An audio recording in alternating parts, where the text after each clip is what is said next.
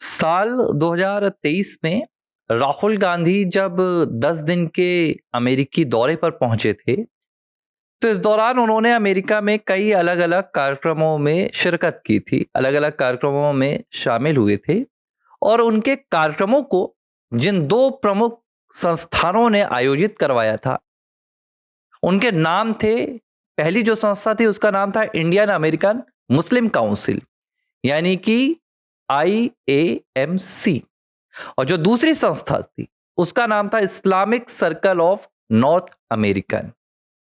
और इन दोनों संस्थानों को लेकर द संडे गार्जियन नाम के मीडिया संस्थान ने एक बहुत हैरान कर देने वाली रिपोर्ट पेश की थी, जिस रिपोर्ट में कहा गया कि जिस संगठन ने राहुल गांधी के अमेरिकी कार्यक्रमों को आयोजन कराया, वो दरअसल कोई भारत समर्थित संगठन नहीं है, बल्कि कट्टर भारत विरोधी संगठन है, जिसे पाकिस्तान के प्यादे के तौर पर जाना जाता है, पाकिस्तान के डीप एजेंट्स के तौर पर माना जाता है, पाकिस्तान के ISI के साथ जिसके सीधे कनेक्ट रहते हैं। और जब ये खबर भारत तक पहुंची तो इसके बाद द संडे गार्जियन लिखता है कि भारत की जांच एजेंसियां इन दोनों संस्थानों की तलाश में जुट गई कि इसके पीछे और इसमें शामिल लोग और आयोजनों को लेकर क्या पूरी प्लानिंग की गई थी।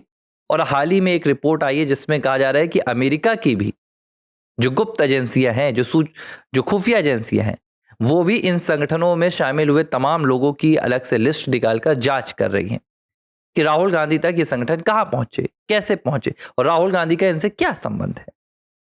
इसके बाद साल 2024 आया। राहुल गांधी एक बार फिर से अमेरिका के दौरे पर पहुंचे। ये तब की बात है जब वो नेता प्रतिपक्ष बनने के बाद पहुंचे थे। इस दौरे में राहुल गांधी ने इल्हान उमर नाम की उस महिला से मुलाकात की जो जम्मू कश्मीर को लेकर, POK को लेकर भारत का विरोध दुनिया भर में करती है, यहां तक कि जिसके खिलाफ अमेरिकी राष्ट्रपति डोनाल्ड ट्रंप भी हुंकार भरते हैं। अभी बीते दिन ही उन्होंने क्लास लगाई। लेकिन राहुल गांधी अपनी यात्रा में इल्हान उमर से मुलाकात करते हैं। सवाल उठता है कि वो कौन से लोग हैं जो राहुल गांधी को सीधे भारत विरोधी ताकतों से मिलवा देते हैं, या राहुल गांधी के पास तक भारत विरोधी ताकतों का पहुंचना आसान हो जाता है, या राहुल गांधी भारत विरोधी ताकतों से मुलाकात करने ही विदेश के दौरे पर जाते हैं। मैं आज राहुल गांधी के इन 2 पुराने विदेशी दौरों की जो हो चुके हैं उसकी चर्चा क्यों कर रहा हूं, क्योंकि एक नए राहुल गांधी के विदेशी दौरे का पूरा शेड्यूल आ गया है, पूरा कार्यक्रम आ गया है। और यह कार्यक्रम इतने महत्वपूर्ण वक्त पर आया है जब देश की संसद में शीतकालीन सत्र पर कई महत्वपूर्ण मुद्दों पर चर्चा चल रही है। और इस बीच अपडेट आई है कि राहुल गांधी 15 दिसंबर से 20 दिसंबर तक जर्मनी के दौरे पर जा रहे हैं। और इस दौरे को लेकर भी एक ऐसे ही शख्स का नाम आ रहा है जो राहुल गांधी के कार्यक्रम को आयोजित कराने वाला है। और सवाल उठ रहा है कि यही शख्स क्यों। इस पूरी कहानी को बताऊंगा। सबसे पहले अपील, हमारे चैनल को ज्यादा से ज्यादा आप सब्सक्राइब कीजिए, बेल आइकॉन को दबाइए ताकि ये वीडियो सबसे पहले आपके पास पहुंचे, क्योंकि वीडियो नहीं पहुंचता है तो हमारा व्यर्थ हो जाता है वीडियो बनाना। दूसरी बात, लाइक कर दीजिए, अपनी प्रतिक्रिया दीजिए। अगर प्रतिक्रिया नहीं भी देनी है तो जय श्री राम कम से कम वीडियो के नीचे लिख दीजिए ताकि आपका संदेश मुझ तक पहुंच जाए। नीचे UPI नंबर है, जो भी आर्थिक सहयोग आप कर सकते हैं वो कीजिए। और WhatsApp नंबर भी है, तो WhatsApp नंबर के जरिए आप सीधा मुझ तक पहुंच सकते हैं और हम राष्ट्र हित में चर्चा कर सकते हैं। अब राहुल गांधी का जो जर्मनी दौरा आया, 19 तारीख तक संसद का शीतकालीन सत्र चलना है। लेकिन इस सत्र के बीच में ऐसा क्या राहुल गांधी के लिए इमरजेंसी का माहौल आ गया, आपातकाल का माहौल आ गया कि उन्हें देश छोड़कर एक बार फिर से जर्मनी भागना पड़ रहा है। यह जवाब कांग्रेस पार्टी नहीं दे रही है। जब प्रियंका गांधी से पूछा गया कि भाई प्रियंका आप बता दीजिए, मीडिया ने पूछा कि राहुल गांधी अचानक संसद सत्र के बीच जर्मनी भाग रहे हैं, जर्मनी जा रहे हैं, ऐसी कौन सी विपत्ति आ गई, आपत्ति आ गई। तो प्रियंका ने जवाब देते हुए कहा कि भाई नरेंद्र मोदी साहब भी तो अपने कार्यकाल का आधे से ज्यादा वक्त विदेश में बिताते हैं। हालांकि वो भूल गई कि नरेंद्र मोदी भारत के प्रधानमंत्री हैं और जब वो विदेश जाते हैं तो पूरे भारत सरकार के महकमे को लेकर जाते हैं, पूरी सुरक्षा को लेकर जाते हैं, राहुल गांधी की तरह छिप छिपाकर और अपनी सीआरपीएफ और जेड प्लस की सुरक्षा को देश में छोड़कर अकेले भागकर एक एजेंट की तरह नहीं जाते। लेकिन प्रियंका गांधी ने इसका जवाब नहीं दिया।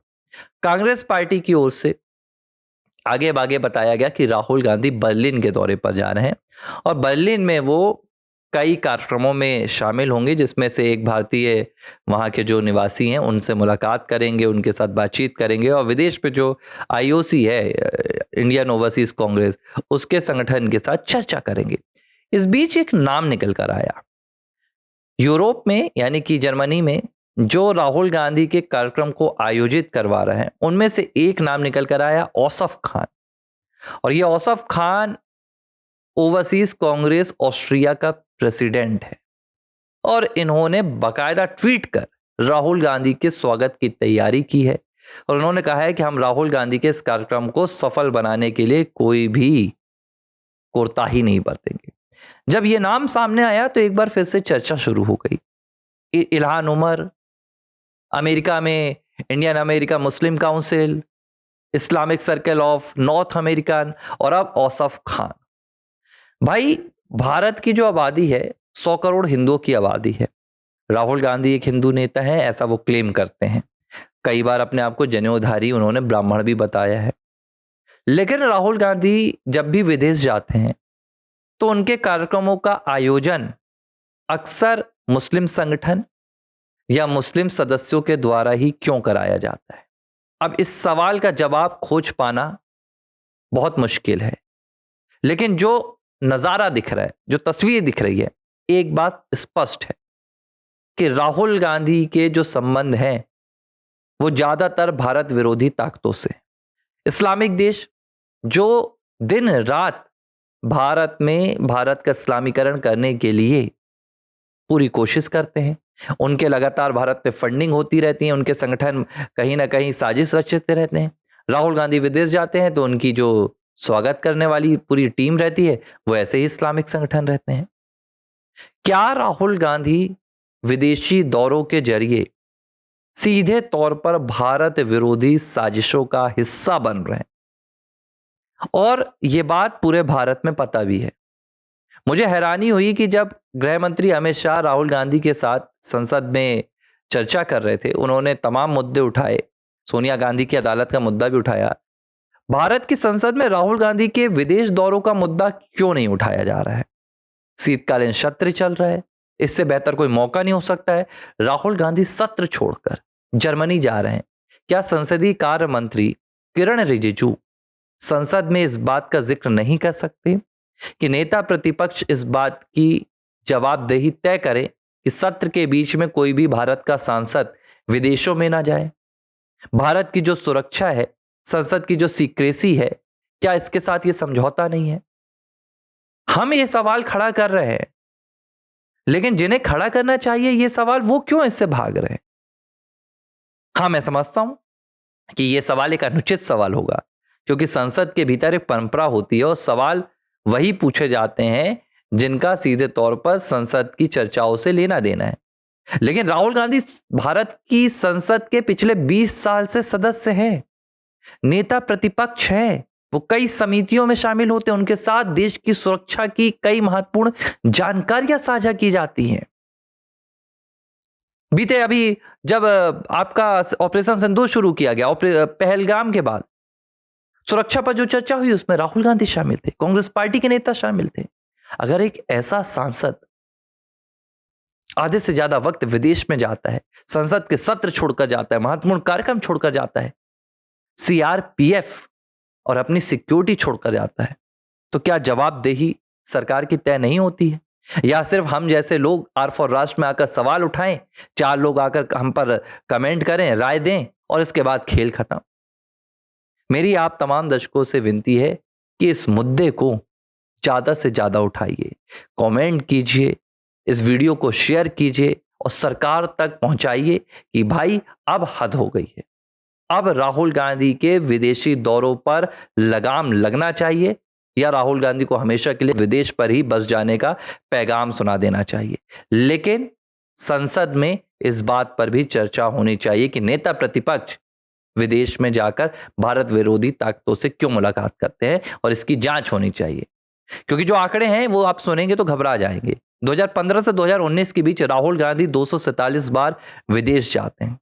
औसत हर साल 62 बार विदेश जाते हैं, हर महीने 5 बार। ये सिर्फ कोई हॉलिडे नहीं हो सकता, इसके पीछे एक गहरी साजिश है, जिस गहरी साजिश से भारत की सरकार को पर्दा उठाना पड़ेगा देर होने से पहले। क्योंकि अगर देर हो गई तो फिर मुझे लगता है कि भारत की सुरक्षा के लिए राहुल गांधी एक बहुत बड़ा खतरा हो सकते हैं। धन्यवाद।